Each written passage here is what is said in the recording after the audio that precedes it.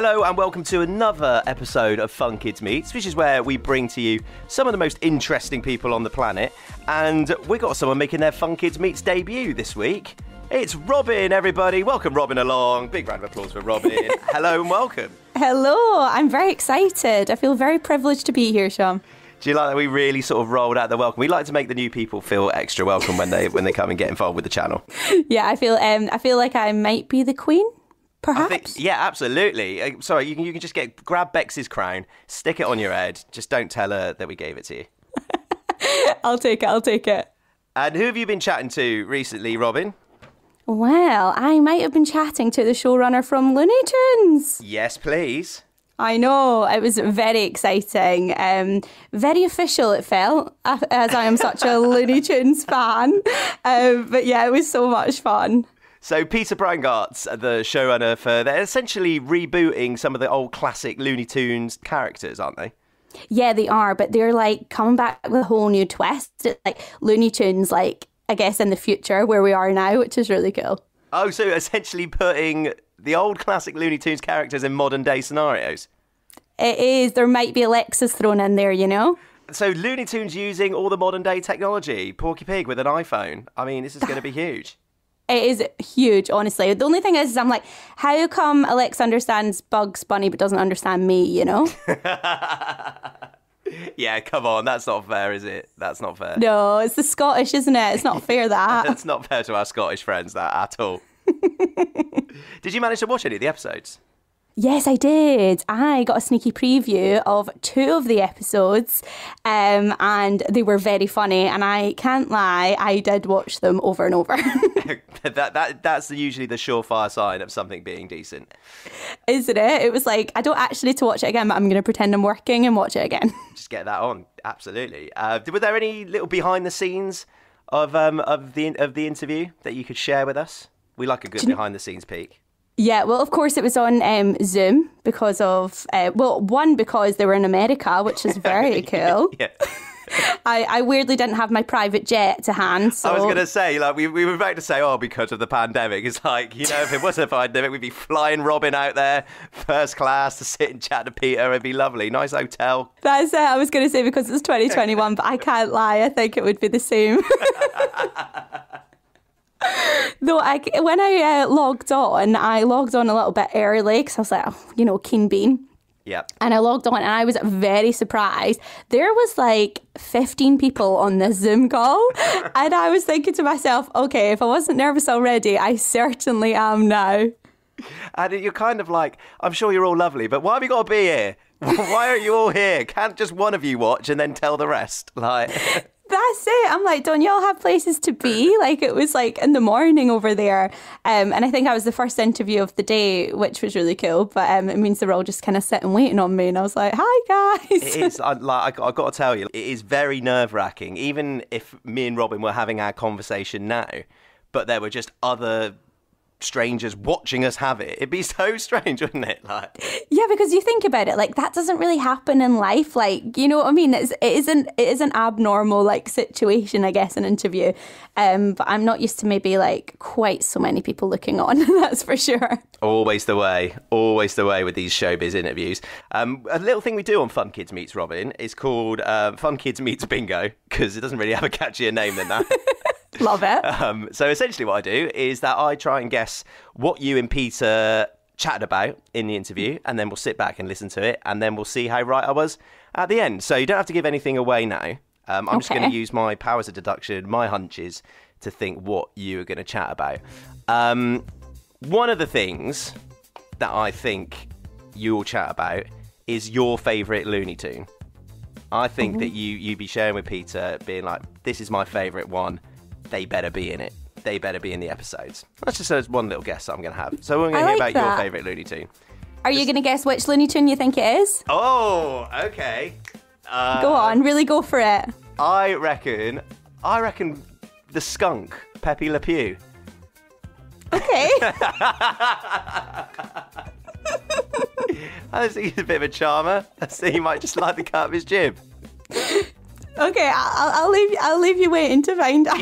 yeah. I reckon I'm definitely right with that one. I think I'm spot on. I think the second one that we'll do is like mentions of niche characters. Like we briefly said about it bringing back old school Looney Tunes characters. I think there might be a mention of one of the more niche characters. Because you know, give your Bugs Bunnies, your Daffy Ducks, you know, easy peasy. But I reckon there might be, who's a niche one I could think of? Do you remember Marvin the Martian? The little alien fella with like a broom on his head. And he had a weird little voice. And that's not really great Marvin the Martian impression. But I think you should have got that gig, to be honest. Yeah, where was my call for that voiceover gig? Okay, that's I'm not going to give anything away, actually. Okay. So Marvin the Martian being mentioned. And this is curveball. I don't think this is going to be in it. But some sort of like Looney Tunes personality test. Like, you know, sometimes when you're on the internet, it's like, which Looney Tune character are you? I think you might try and work out which Looney Tune characters you may be. Oh, this is good. I almost want to tell you the answer, but I guess we should listen instead. Let's sit back, listen, have some popcorn and maybe some other snacks and a beverage. And we will hear Robin chat to Peter Browngardt. Well, hello, Pete. Thank you so much for joining me. Oh, of course, no problem. Nice to be here. We're so excited to have a brand new Looney Tunes. But of course, even though it's brand new, we have our classic characters in there. We've got Bugs Bunny, Daffy Duck. But the question is, who else can we expect to see? Oh, we dug deep. There's some deep cuts of characters that haven't been featured in a really long time. We have Cecil Turtle coming up. We have Beaky Buzzard. We have Charlie Dog. We have, of course, Tweety and Sylvester. That's sort of the main guys. We have the Russian dog, which we renamed as Bonehead for, that's an old Bob Clampett character from Hair Ribbon, a classic cartoon from the 1940s. We have, there's a lot. The Three Bears. There's a lot of Marvin the Martian, you know, all of them. There's so many iconic characters to pull from. And of course, Tasmanian Devil. We had in our story room where we did all our writing and storyboarding for the shorts, we had a poster that I don't know what illustrator did it, but from the 90s of all the Looney Tunes cast, and we would go up to it and go like, okay, who's the next on the docket to make a short with? So we tried to pull from all the classic characters, even the obscure ones. That's even more exciting than we thought. Amazing. Now we have the total classics and, of course, some of the ones that we didn't expect to see. This is brilliant news. Now, of course, they're always on another adventure and somehow trying to get out of trouble that they've usually got themselves into.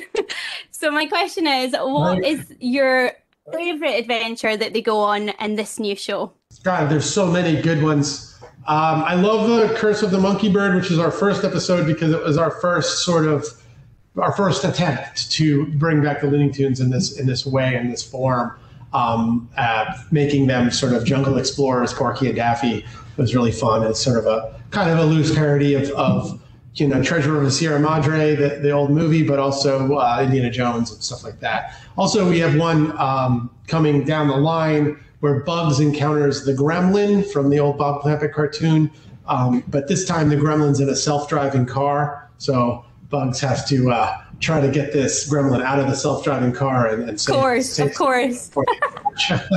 A little look into the future there as well, right? Yes, exactly. We wanted to sort of make it have an old feeling to the old, like the classic shorts, but also bring some contemporary ideas into it where maybe the Looney Tunes characters have never encountered before. Like we have one where Porky Pig has a smart home, kind of an Alexa kind of device in his home, but because Porky suffers from stuttering, Alexa screws up everything. And sort of puts Porky Pig through the rigmarole of daily life in his house, his new house.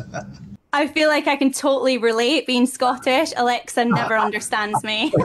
I got a New York accent at times because I grew up in New York, so it doesn't always understand me as well.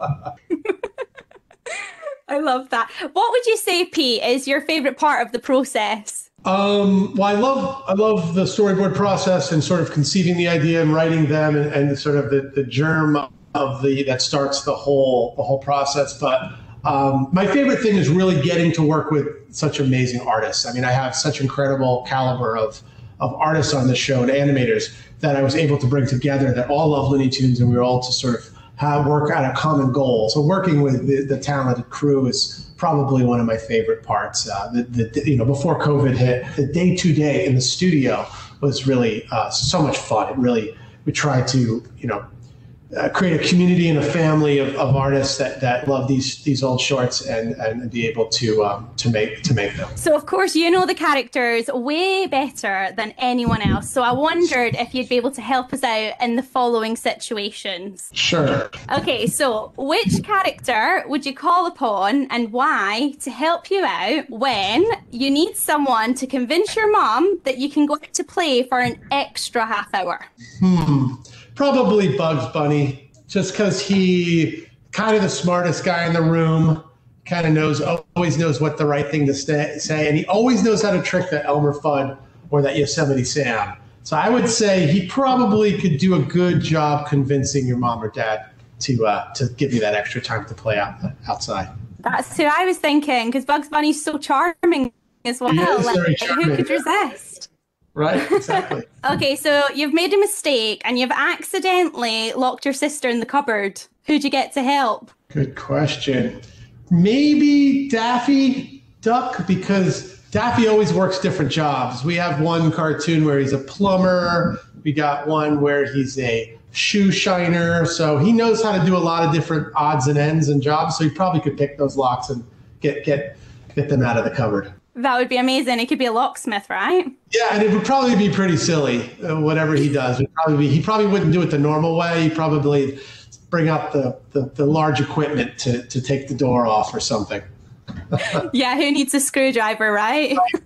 Who needs a screwdriver when you can have an axe?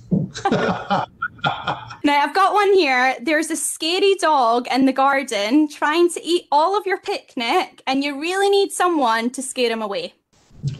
Scary dog. Tweety Bird would probably take care of that, I think.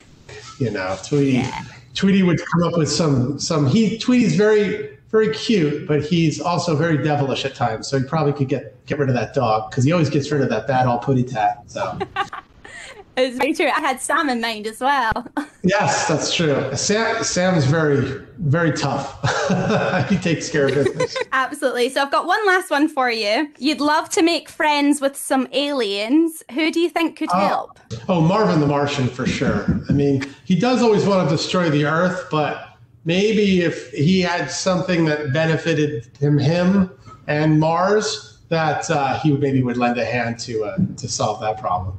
Amazing. Thank you so much for your help, Pete. So, Pete, if you were a Looney Tunes character, who do you think you'd be? I'd probably be Daffy Duck. I span the whole spectrum of emotions, and I sometimes I get real crazy, sometimes I get kind of bad, sometimes I get silly. So I kind of really relate to Daffy. Daffy can kind of ping pong all around, depending on what he encounters in his day. So I take it you're a Looney Tunes fan before. Are you an even bigger one now? I am, and I grew up loving the Looney Tunes. I wanted to be an animator and a cartoonist at a very early age, and they were the pinnacle, the ultimate cartoons ever made, in my opinion, were the classic Looney Tunes cartoons. And to be able to have the time and the opportunity and the fortune to be able to make some new ones. It was a dream come true, and definitely a career high for me. And I hope to work for many years with these characters. I think they're such great characters that all of the world can relate to, and all cultures and all people, and they sort of speak to our condition, our common condition as people of Earth. I have always wondered, how do you make them so funny? Is it just off the cuff, or does it take work? We actually are very technical about sort of dissecting the old cartoons and understanding how the jokes were structured and how the writing was written, and also very respectful of the character pairings. We always kept the classic pairings, meaning Bugs Bunny versus Elmer Fudd, or Bugs Bunny versus Sam, or Tweety versus Sylvester, or Porky and Daffy together versus something. So because the creators of the classic shorts they made them paired for a reason, to sort of make the comedy work. So there's opposing personalities So you're able to write it easier and sort of put them in situations or scenarios where they can be funny and write funny stories. So, but yeah, it's a lot of us would get in a room and we'd do a lot of sketches and doodles and put them up on the wall and sort of pitch ideas to each other, and whatever made us laugh the most, we kept going down that route and tried to make a cartoon out of it. I have watched them twice already today because they're just so funny. Oh, thank you so much. That's very nice of you to say. Now, we cannot wait to catch it, Pete. So where can we watch it here in the UK? The Looney Tunes Cartoons will be premiering June 7th on Boomerang. So tune in and get your tune full. We'll get it in the diaries, right? Absolutely. June 7th is the date. Thank you so much. My pleasure. Good luck.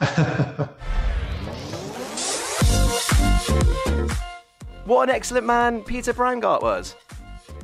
I know, really cool, right? That is excellent, and I love hearing about all like the behind-the-scenes stuff of things that we've loved for so long, like the Looney Tunes. I know, and I think as well, like, you don't realise that everything that you kind of watch or you find funny has got so much thought behind it, and I think that, like, that's what I really loved about when I was chatting to Peter and he was kind of telling me, like, how they kind of go about things. Yeah, like, how much detail they go into is absolutely amazing, and when you're just watching it, you're just thinking, like, yeah, that's just funny, and it's all great.